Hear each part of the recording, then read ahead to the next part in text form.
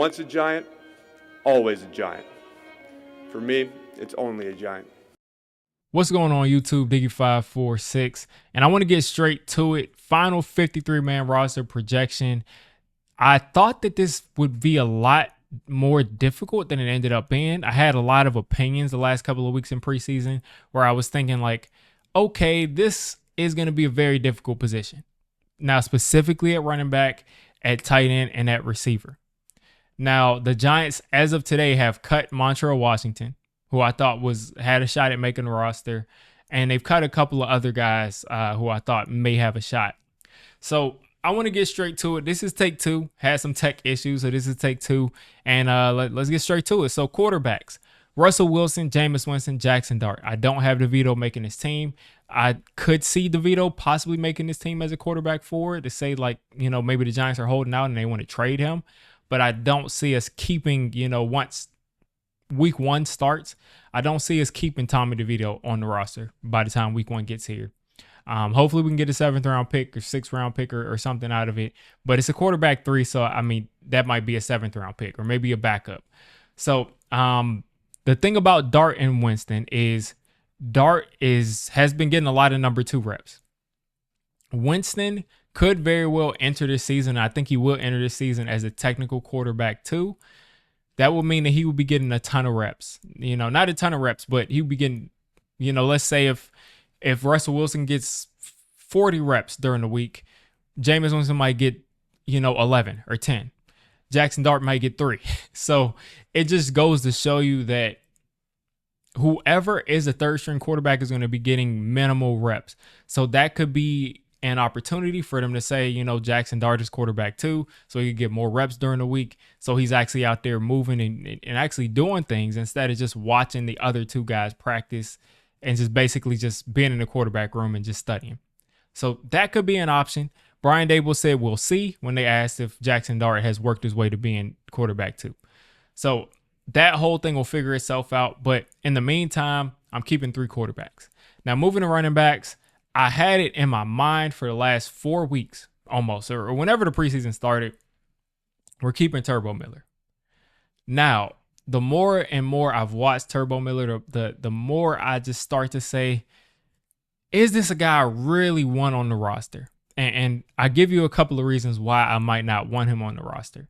Now, the first reason is consistently, every time this guy is in the flats and there's one defender and he has to make that defender miss, and he can't just run to the outside to just like outrun the guy, he gets tackled. And he gets tackled in like such a way of like he just gets slammed down.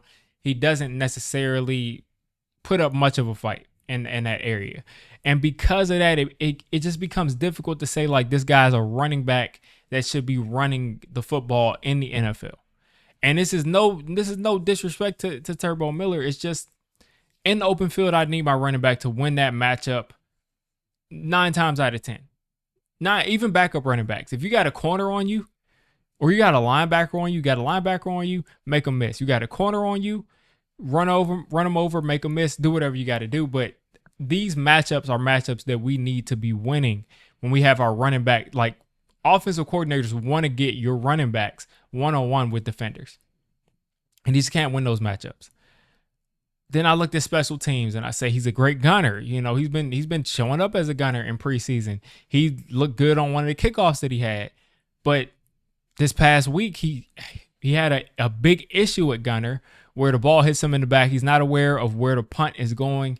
And because he's not aware, the ball bounces off of him and we lose a possession. So that's not good either. And it's really unfortunate. He's a very, very fast player. Fan favorite. He's a guy that if he catches a screen and he actually has space, he could score. But you just saw what Jonathan Ward did. He's faster than Tracy and Singletary and Scatterboo, but we don't think much of him. He's faster than those guys, but he's not as fast as Turbo. But also, he actually made 3 or 4 people miss on that screenplay that he scored on. I haven't seen Turbo do that. I just haven't seen that from him. And because of that, it's like we can't really justify that. So I hope he can be back on the practice squad. But for now, I'm keeping 3 running backs: Tracy, Singletary, Scatterboo. There's this like thought in the Giants community that Singletary is just some horrible player and just doesn't offer us anything. I just don't agree with that. Singletary is great in short yardage. He's great at being in that situation where it's one guy. He's great at either, pushing past that guy and picking up a couple extra yards, making a guy miss. He's still a good running back. He's just so like painstakingly average. He's just like so average that people just like take him for granted. He's a very average running back. He doesn't do anything spectacular. He's not going to give you many highlight plays, but he does do his job. So I go with Singletary, Tracy, Scatterboo, not in that order. I have Singletary as running back 3. Tight ends, another difficult decision. I went with Theo Johnson, Chris Manhertz, Thomas Fidone, and Greg Dulcich. Now, the only reason that Daniel Bellinger isn't on this roster is because he's due $3.5 million. And is he, $3.5 million more, or is he like so far ahead of these other guys that we need to be paying him more than everybody else is making? I don't think so. I just don't think he is. You got Theo, who I think can develop into a really good blocker. You got Fidone, who was a great blocker in college, who I think can also do that. And then you got Chris Manhertz, who's known for blocking. Now, he doesn't really offer you anything in the receiving game, but he's known for blocking, and that's why he's here. We need people like him in the run game, and that's really why he's here. And then Dulcich is not going to give you anything as far as blocking goes, but he's a guy that if a tight end goes down, or even if you just want to go 5 wide and just throw him out there in the slot outside at the tight end position, wherever you line him up, he's a threat on the field. He's big, he's fast, he knows where he is on the field as far as leverage and route concepts. So Dulcich is a guy that I think should be on this roster, and he's flashed all preseason. He's a guy that I really wanted the Giants to take out of the draft, and went to Denver, has dealt with some injuries, came back from an injury, didn't look too good, and I ended up being here. So he really has not gotten a real opportunity to show what type of player he is, and I think he could be a good player, and I feel really good about the rest of these guys. Fidone, we heard from multiple, I heard from multiple reporters, and I heard from, different sources when this happened, when we drafted Fidone, that multiple teams had him on their board. They were concerned about his ability to still be agile, still make guys miss, still be, functional in the open field. And all he's done is shown that he can still make guys miss. He can still do things in the open field, can still run routes. So I would think that one of these teams might want to put him on the back of their roster as their 4th tight end, or their 3rd tight end, or maybe even 5th tight end. So I'm not going to cut this guy and risk him being claimed. Bellinger, all around tight end, catches everything you throw to him, which is, you want a security blanket at tight end, and, decent blocker, decent receiver. And the problem with that is, he's decent and he's not a specialist. All of these guys are specialists, and Theo Johnson could be a specialist at everything. Now, I could see a world where they just say, okay, Chris Manhertz, all he does is block, and Bellinger blocks a little bit and is a decent receiver. So maybe let's keep him, and we think these other guys can be good enough blocking besides Dulcich to justify, getting rid of Manhertz. So that's possible, but for now, I'm going to go with Manhertz, Theo Johnson, Fidone, Dulcich. Now, wide receivers. This is where I'm still not 100% sure what we're going to do here. I ended up keeping 6 wide receivers. Again, we have news that the Giants have moved on from Montreal, Washington. So he was a guy that I thought could make this team. And there were some other bubble guys like Bo Collins, the undrafted free agent. There were guys like, what's the guy's name? Gunnar Olszewski, Jordan Blythe. These are just back into the roster guys that, have had decent off seasons. You also got Cambry, who caught a bunch of deep passes. Now, we're going to go with Malik Neighbors. We're going to go with Darius Slayton, Wan'Dale Robinson, Jalen Hyatt, just because we drafted him. I have a whole different video about this. Is Jalen Hyatt a top 5 or 6 receiver on this roster as it sits right now, including Montreal Washington before we cut him? That's a debate. But because of the draft, because I think they want to give him some more opportunities downfield, I have Jalen Hyatt on this roster. and then Amir Smith-Marset. Now, I've gone back and forth. I think it's either his roster spot or Gunnar Olszewski. Now, Gunnar gives you opportunity to return to he gives you opportunity in the slot. He's able to win in the slot. He's able to actually provide you a backup slot receiver. Amir Smith-Marset, not so much. At least we haven't seen it in games. Now, they said they've been using him in the slot in practice, and some people said they like what they saw. But as far as consistency in games, I haven't seen it from him. So I was going to go with Gunnar Olszewski, but if you're keeping a guy as the fifth receiver, and you're saying he's a good returner, but this guy gives you some slot opportunity, I still think that Amir Smith-Marset is a little bit more dynamic of a returner and could actually house some stuff. Gunnar could too, and it's difficult, but I just feel like the coaching staff really loves him. It's kind of like they just say, like, we're already satisfied with what we know Amir Smith-Marset gives us. They paid him this offseason. It just seems like they want him back here as a specialist, and maybe they keep him and Gunnar Olszewski. And maybe I'm wrong on this next position, and maybe I am. So my last spot, I gave to Lil Jordan Humphrey. And the reason I did that is because just like Greg Dulcich, he's played with Russell Wilson. On top of that, he has some decent chemistry with Jackson Dart, and he's a big receiver. You look at the rest of this roster, there's no big wide receiver here. Unless you want to say that Greg Dulcich is just going to fill that role. But besides that, there's no big wide receiver here. You want a guy that can go up and make these contested catches besides Malik Neighbors, a big body receiver, a guy that can block. If one of these guys go out on the outside, you want a guy that can actually go in and step in and be comfortable there and has played in this league. So that's why I went with him. The other guys right now in the roster are Gunnar Olszewski, Jordan Bly, Dalen Cambry, and they're just not they don't have the polish, besides maybe a Zach Pascal, who's an outside shot too. But I just think Lil Jordan Humphrey has had a little bit better of a camp and a preseason. So I went with Lil Jordan Humphrey. So maybe I'm wrong right here, but those are my 6 wide receivers: Malik Neighbors, Slayton, Robinson, Jalen Hyatt, Amir Smith-Marset, Lil Jordan Humphrey. So offensive line, I went Andrew Thomas, Jermaine Illuminor, of course your 2 bookends, John Runyon, left guard, Greg Van Roten, right guard, John Michael Smith, center. So guess what? Your swing tackle should be Marcus Bowe. For right now, it's James Hudson because we paid him. I think we paid a guy over $10 million. He's been solid. Now, people have kind of completely disrespected the guy and just said like, oh, it's a mess there. And now we have Marcus Bowe, who should be the swing tackle, and we paid this guy all this money. Yes, but if you've looked at the games of James Hudson, he has not been a train wreck there.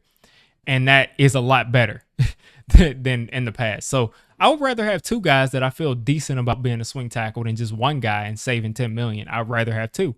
So you got 2 right there. Josh Azudu looking good at guard.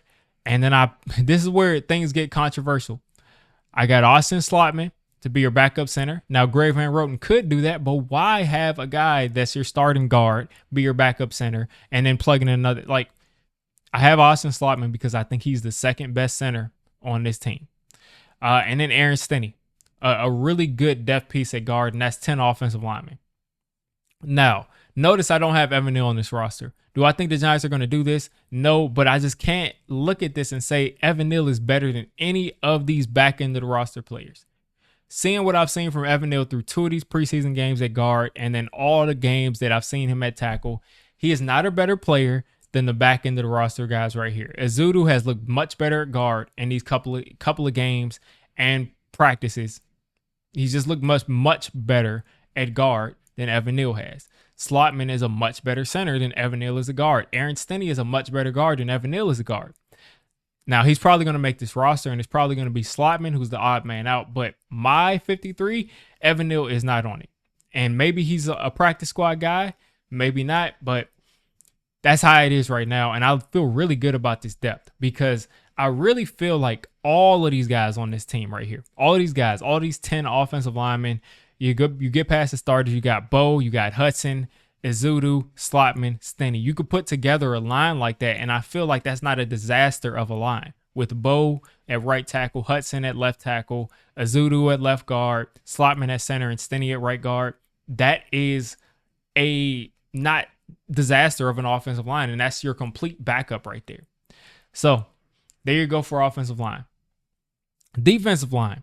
I got 5 defensive linemen, not counting outside linebackers, not counting edges. Dexter Lawrence, of course. Roy Robertson Harris, of course. Raheem Nunez-Roches, Nacho. Now listen, should he be on the roster? Is he necessarily a good player? I don't think so right now. I just don't think he is. I really hope that the Giants look elsewhere to address this defensive line spot. Now, if we didn't draft Darius Alexander, we'd be in a much, much worse position. We also brought in Ledbetter, who might make this roster. But for now, I have Raheem Nunez-Roches here because he just looked the best out of these guys. Just looked the best out of the group there. Darius Alexander, of course, took him in the 3rd round. And then Elijah Chapman as the last guy. And he's really making it as a fullback / defensive line rotational guy who's, can get after it on 3rd downs as an undersized pass rusher. So those are your 5 defensive linemen. And again, you might want to add Ledbetter to that and take away, from this next position group that I'm going to touch on, which is outside linebacker. So I kept 5 outside linebackers: Brian Burns, Kayvon Thibodeau, Abdul Carter, Chauncey Golson, and then Trace Ford. Now, a lot of people are thinking like Trace Ford probably can be snuck on the practice squad. That's possible. But I think Trace Ford has consistently dominated throughout the entire preseason. And I just say give him a shot. Give him a shot. Let's see if he can go out there and make some plays in the rotation. You want guys that are athletic, that are fast movers, that are twitchy. Trace Ford checks those boxes. And, put him in the rotation, see what he can do. And, I feel good about that. And again, if you want to take away from that, go ahead and put Ledbetter in that defensive line group. But again, I want to address that defensive line group probably on the waiver wire or, just some way, maybe trade. Now you got inside linebacker. Now Bobby Okereke is on this roster, of course. Micah McFadden, Darius Moisau, and then Chris Board. I don't feel the best about the inside linebacker depth. If one of these guys, the top guys, get hurt, I just don't feel the best about it. But it is what it is. Chris Board is a linebacker. He's a special teamer. He's here to be a special teamer, and that's pretty much it. Darius Moisau is your really only linebacker depth. Now, they say Chris Board can play linebacker in a pinch, but I don't want to see that. I don't want to see it. So we're going to need healthy years out of these 2 linebackers, or we're going to have guys out there that I don't want to see out there. So there's your middle linebackers. Cornerbacks, we go with Debo, Banks, Corey Black just because he got drafted, but I could really see this guy not being claimed. Cordell Flott, Art Green, and Drew Phillips. So you got 6 cornerbacks, and that includes Corey Black. So swap out Corey Black for somebody else if you're not satisfied with that 6, because I don't think anybody's going to claim him. He has not jumped off the page in any way. Maybe TJ Moore could have been a special teamer for us and made this, but, as you saw, he just broke his femur. Prayers out to him, but that's how I'm looking at corner. Safeties: Javon Holland, Tyler Nubin, Dane Belton. And I had Kevon Wallace on this roster because I made this list earlier today, but the Giants have just cut Kevon Wallace. So because of that, I'm going to throw Ledbetter on the defensive line. And I'm going to keep 3 safeties for now, until we can get somebody else in here. But for now, I'm going to take off Kevon Wallace because we just cut him, and I'm going to add Ledbetter to the defensive line as some depth there. And then special teams, of course, Gano, Gillen, Casey Kreider. That's my 53. Again, I feel better about the depth about this team. Now, I really feel good about outside linebacker, of course, about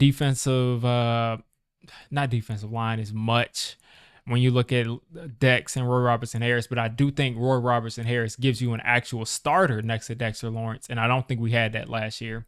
But the offensive line is where I feel really, really good about, because I really think all these guys can step in and you don't have a disaster. I don't have a guy on this roster that I'm looking at right here on the offensive line that if he's playing, it's a disaster out there. I just don't see a guy there. Wide receiver, we have Darius Slayton, we got Wan'Dale Robinson, but I still think we need some more firepower at receiver, because if one of these top 2 or 3 guys go out, Snaber, Slayton, Robinson, the wide receiver core is a joke. We need one more guy. It could be a Gabe Davis. It could be an Odell Beckham. It could be a lot of these guys, but we need somebody that is a good wide receiver that could be a wide receiver 3 that we need to put on this team, because I don't have faith in Hyatt right now as it stands. And then tight end. Tight end is going to be really, really important this year because we got a lot of depth there, and we need them to go to work. We need them to go to work because there's too much talent there not to get something good out of it. So, I feel much better about this roster this year. You all let me know where you would have gone differently. I know some people are going to still throw Turbo on their roster. Listen, I don't have a problem with that, but on my roster, I just couldn't justify it with some of the deficiencies he has. Hopefully, I didn't miss anything crazy as far as this roster goes. I'm sure you all will let me know. But that's my 53. We'll find out on Tuesday, and I'll probably get out a video tomorrow before that on just the state of the Giants and what to look for during the season. So excited.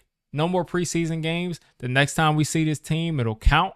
And let's go beat Washington. Let's focus on dismantling the Commanders week 1. I can't wait. I'm excited. Let's go.